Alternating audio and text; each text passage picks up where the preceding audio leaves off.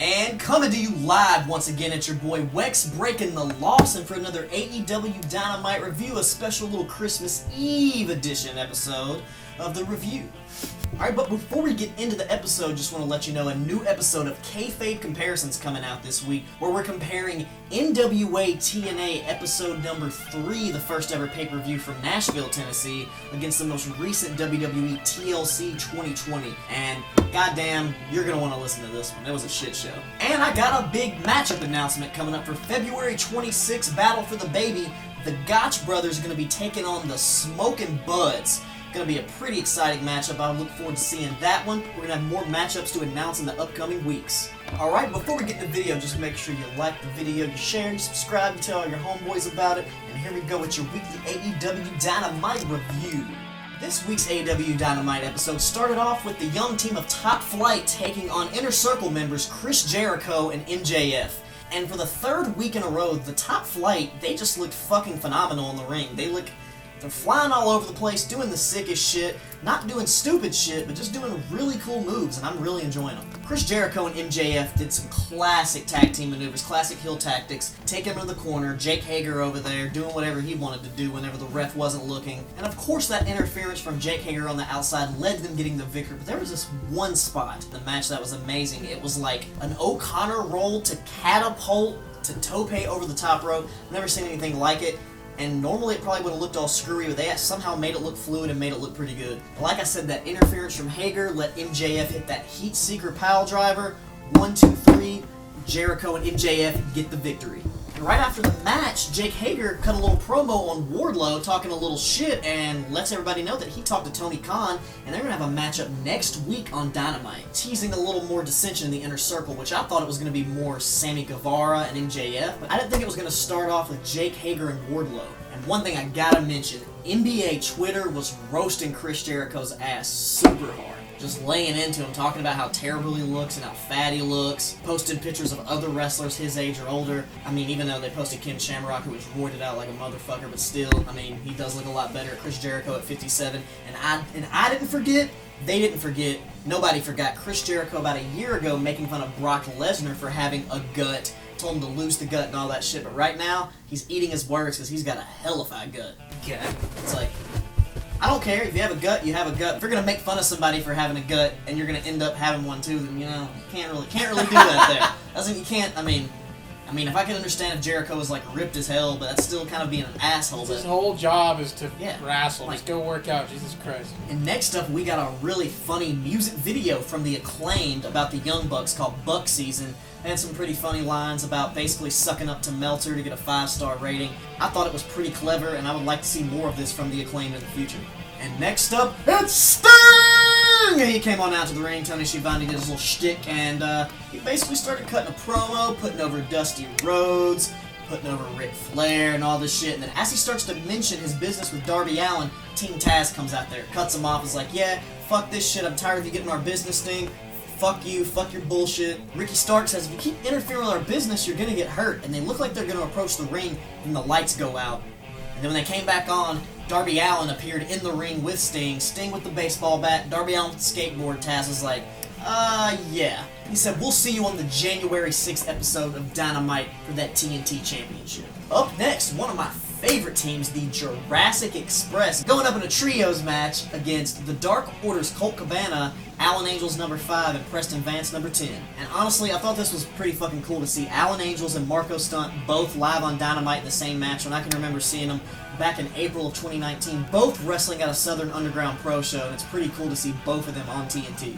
And this match did not disappoint. They all put on a great show. Lots of great double teams from Jurassic Express, and then of course as I'm talking about Marco Stunt, he falls over, and oh, what's this? How did that get there? Marco did some sick shit with Luchasaurus, especially Jungle Boy did too. Lots of good double team maneuvers from them. Preston Vance number 10, he really made up for that stinker he had with Dustin Rhodes. He put on some good shit. He gave a lot better spine buster to Marco Stunt than he delivered to Dustin. I don't know if it's because of the size difference or what, but it just looked a lot more fluid. Like I said, the Jurassic Express was cutting all the sick double teams, and they did their front flip into the power bomb with Jungle Boy for the 1, 2, 3. They get the victory. They're all excited. and Tony Schiavone comes down to the ring and is going to cut a little interview, cut a promo with him, and Marco's stunt, right as he's getting ready to get into it, FTR pops up on the screen and Tully Blanchard's like, you guys shut up, let the real trained professional speak. He's tired of the Jurassic Express bullshit, they're going to have a matchup against him next week, and he tells Marco, if you interfere in this match, I might have a flashback to the 80s, and Marco starts losing his fucking mind. I'd love to see a little Marco stunt, Tully Blanchard action next week. Yeah! Woo!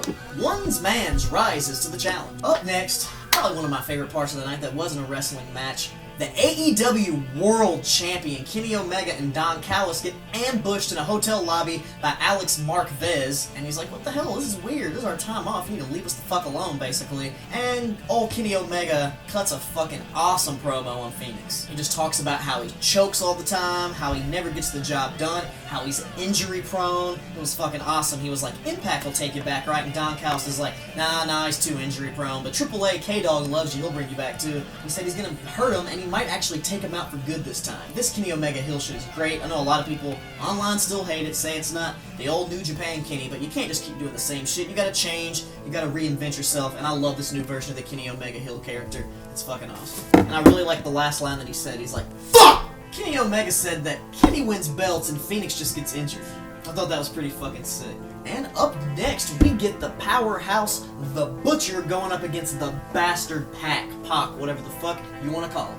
Before the match gets started, old Eddie Kingston heads his way down to commentary, and throughout the entire match, he's just jawing with Schiavone. Almost kept me distracted from the match because of how much jawing between them was going on throughout the first part of the match. They basically told the whole story of that Butcher's power was too much for Pac to overcome. He basically beat the shit out of him for most of the match until, at the very end, Lance Archer ran out onto the stage. When he saw that Eddie Kingston was coming, he was still ready to kick his ass from last week, and that brief distraction gave Pac just enough time to kick the Butcher in the head, knock him down, hit the fucking sickest move ever, the Black Arrow, which I still don't understand how he does.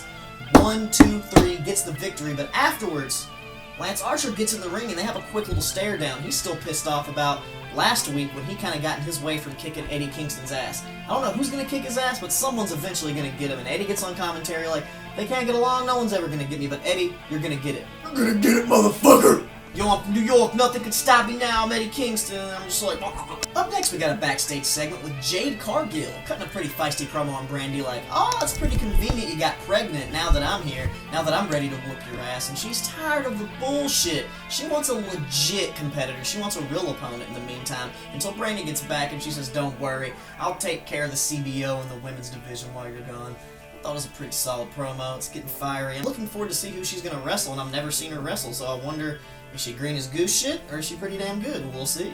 We go back to the ramp right in the front of the stage, and we get Miro and Kip Sabian ready to make their big announcement. They hype up their wedding that they've been teasing and teasing for about, I don't know, a couple months now, ever since Miro made his debut, saying that he's going to be the best man, and they finally give us the date, February the 6th at Beach Break, but before they did, we hear Best Friends music come on. They kind of tease like, oh, they're going to come out and whoop their ass, and they kind of wait for a second, and then they all start laughing. It was a big joke.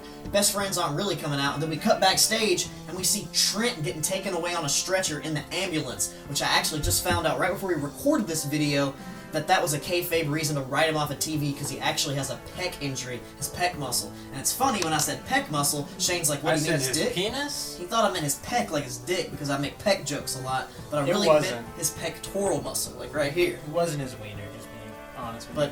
But all my pec shenanigans over all the years, Shane assumed I meant the pec, but I really meant the pectoral pec.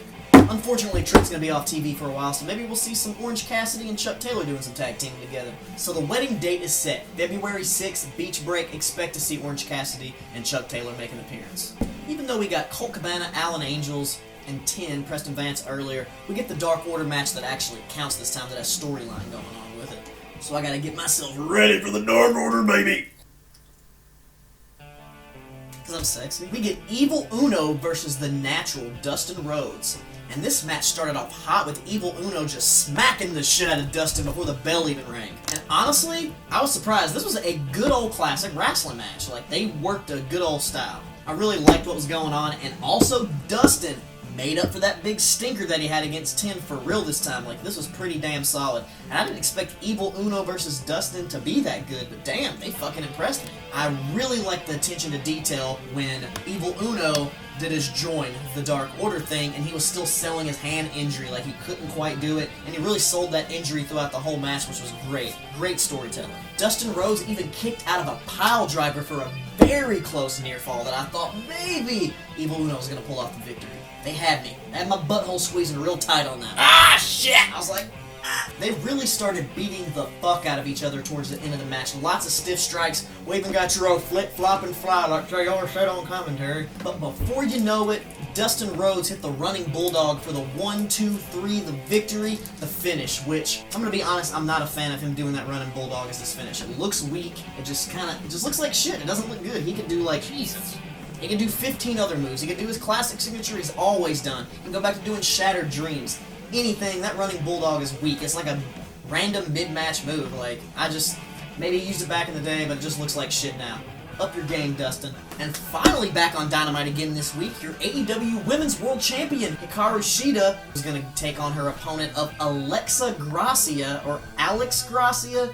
I might be botching a little bit here, but pre-match, she was getting ready to cut a little promo, and Abaddon attacked her from out of nowhere right before the match started. The refs broke them up, got them all out of the way, and she immediately went down the ramp to go enter the match. And she looked pissed off. She was full of piss and vinegar, and she came in hard and tough, landing strikes, getting down to business. I didn't really expect Gracia to get much offense, but she actually pulled off a couple cool moves in that match, and then out of nowhere, Abaddon appeared in the crowd, and Shida was like, fuck this bitch. She ran out there, pulled her over the railing, and started beating the fuck out of her, laying into her, went back in the ring, hit the Falcon Arrow, got the 1-2-3 victory on Gracia. Of course, post-match, the brawl continued. She started beating the shit out of her kendo stick, and then Abaddon, like, kind of laid dead, like played possum as she was poking at her, and then she fucking grabbed her, started pushing her to the corner, and then she bit a fucking chunk out of her neck, like, fuck, like zombie style. I guess that's kind of her gimp. She's a zombie, I don't know, but she bit a goddamn chunk out of her neck. The doctors, the refs, all them motherfuckers came,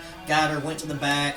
I saw some pictures later of her, and like they hammed it up. She was extra bloody, but I thought it was a pretty fun, cool angle. Things are getting fucking wild with this feud, and I'm loving it. Things are getting wild, I'm terrified! And finally, your main event of the evening, the World Tag Team Champions, the Young Bucks, put the titles on the line against the Acclaimed, who earned their 8th victory in a row last week, got the Young Bucks to agree to a title shot. The Young Bucks were going hot, they were hard in control early. That attitude change they had recently really showed here, and they were hitting all the classic moves. They even hit the risky business on the outside from the barricade onto the floor, which I've never seen them do before on that side, and that was fucking sick.